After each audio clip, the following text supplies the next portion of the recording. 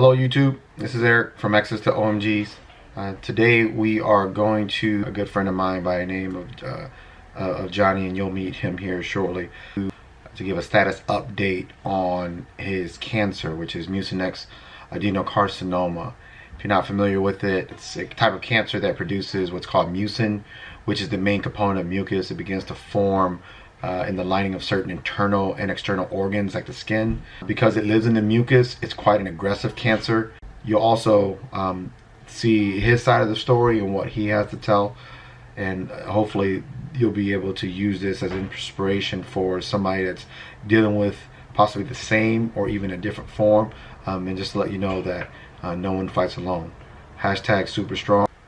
So today we'll give you a status update on how he's doing, what are the next steps, treatment going forward. I wanted him to be able to tell his side of the story so you guys have an idea of what's going on with him and his family. The words will be coming directly from him. I'll be heading on over there to give him an interview so that you can get insight on how he's doing and how he's keeping up. So stay tuned.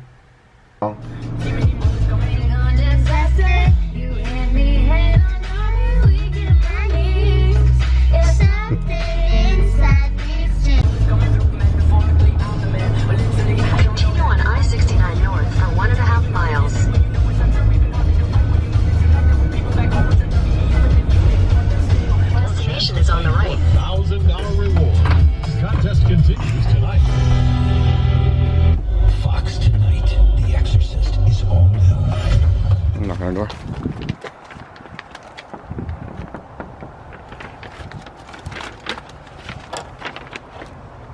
Look at this beautiful guy. Welcome to my humble abode. Hey, what's going on, brother? It's a beautiful fish tank. Super strong.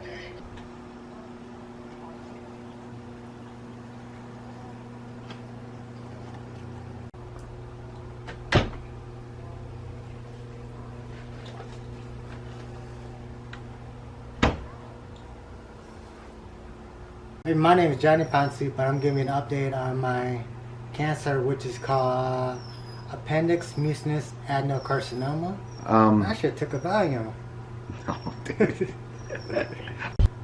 So, when were you diagnosed and at what age? My first diagnosis of cancer was back in 2010, around Memorial Day weekend. I went in with stomach pains, and then that's when I found out I had appendicitis, and then upon my appendectomy, they sent a biopsy of my appendix. The results of that biopsy showed an adenocarcinoid tumor of the appendix. I was scheduled in for preventative surgery, which was called a right hemicolectomy, where they went in and took a portion of my colon, basically the right side of my colon. What my original cancer, there was technically no stage, though. It's basically in the early stages. Right now, it's all in that gray area because they don't know what stage it's technically in. Going through different opinions and different options just to figure out what stage I'm at, what they can and cannot do. So the cancer was originally detected about 6-7 years ago? Yes. How'd you feel when you first received the news?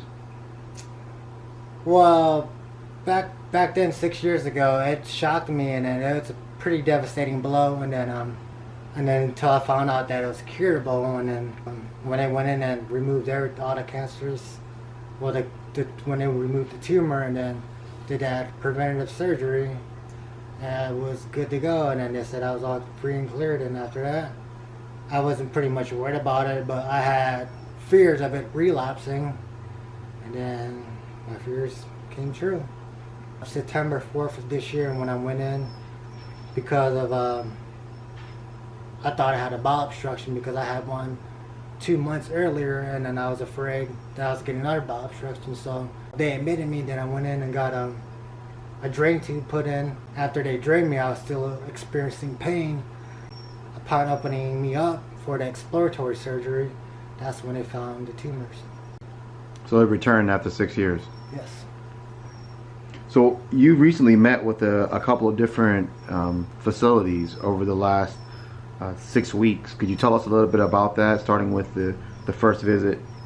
Well, after I left the hospital here at Parkview North, they'll open me up and remove all visible tumors, and I get treated with a hot chemo bath.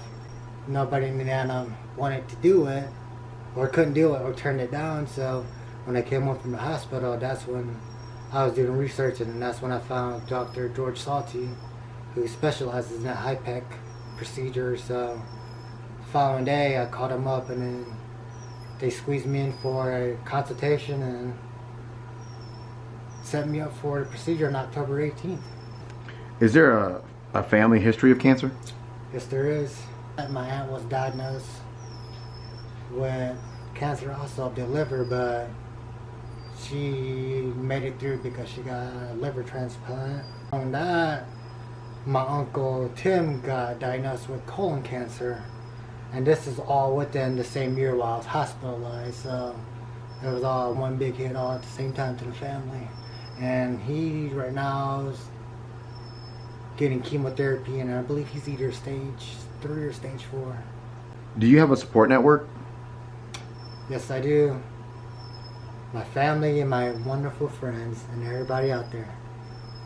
People found out, they poured out, all the help and support, asking me, just comforting me, telling me it was all right. We held a kickball tournament. You want to give us any thoughts on that? Coordinated by the wonderful Eric Zyraf. There was a bunch of people involved. Ivan Morales for printing the t-shirts. Stu Tonkoff and Bay Tonkoff for supplying me with the bands, for helping raise funds. Everybody else who's helped with food to raise money for the fundraiser. Anything you want to tell the people who came by to support or assisted in any way in that event? I would like to thank everybody so much. It meant the world to me. As soon as I seen everybody's faces out there, I was ecstatic, because I actually thought there was a softball tournament going on when I got there, because it was so packed. And I would like to thank each and every single one of you guys, because there's no dollar amount that could ever add up to the actual physical support and emotional support that was actually there during the game. What about it? Huh? What about it? Filtered water, RODI water. It's like pure water. It's used for saltwater aquariums. All right, tell me about your treatment process. My treatment process, on November 15th, the cancer treatment centers.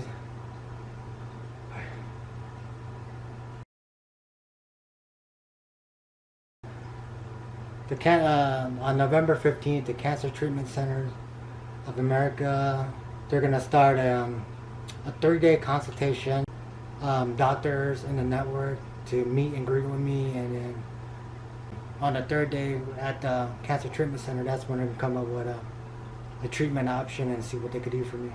What are all the possible treatments for it? Currently right now, to my knowledge, is just chemotherapy right now. Were there any programs or services offered to you that would help you with the treatment process? Locally, I'm going to the Cancer Services of America, or Cancer Services of Northeastern Indiana. And right now they're helping me out with a bunch of medical supplies I need, like gauze, swabs, and another thing is they're supplying me with Boost, which is really, really expensive, to help me gain weight and get all my nutrients right now.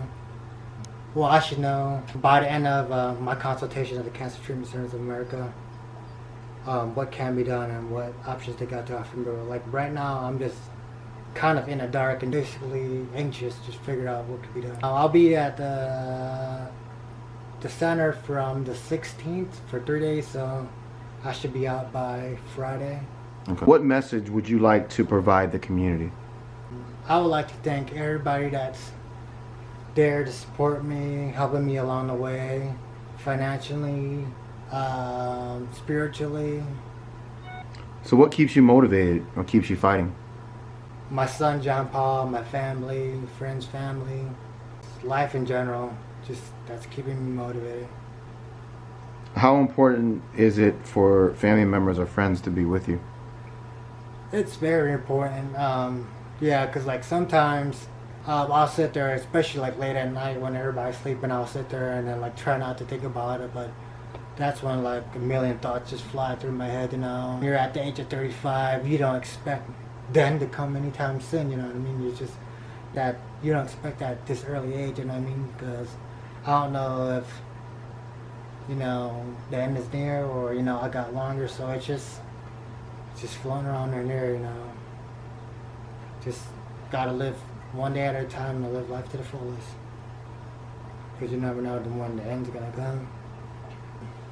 If you met somebody, If I met somebody that has same condition, what would you tell them? I would tell them just stay strong. You know, they're doing a lot of research on it and hopefully could find some kind of cure or some kind of treatment option that would prolong the life. What would you like to say to your significant other, Kim? I would like to tell her thank you so much for all the support that she's given me, being there for me through my bad when I'm not feeling well, all the surgery, helping me use the restroom, getting dressed, doing everything for me. Basically being my right and left hand when I'm unable to do things and rubbing my back when I'm not feeling good. What would you say to your son? I'd like to tell him that he's doing very good and I'm very proud of him. Just made my day too when we went for parent-teacher conference because I didn't realize he was on the honor roll. One of his drawings is going to be shown at some kind of medical place, but our teacher ran to us and told us about the good news, so yeah, that made me proud of him doing good in school. You know, especially him missing a lot of school because we're like, especially when I'm hospitalized and he's inside there sleeping at the hospital every day, you know, by my side along with his mother, just sitting there giving me support and comfort, you know what I mean, and he's basically still doing good in school, and I'm proud of him. All right. Any last parting words? I would like to thank everybody that was affiliated and helped with the Kickball for a Cause. I appreciate that, and it means a lot to me, and along with the continued support that you guys have given me, it means a lot to me, my family, and everybody. It means so much. Without you guys, I'd probably just still be moping around. So it's just giving me strength to just keep on keeping on.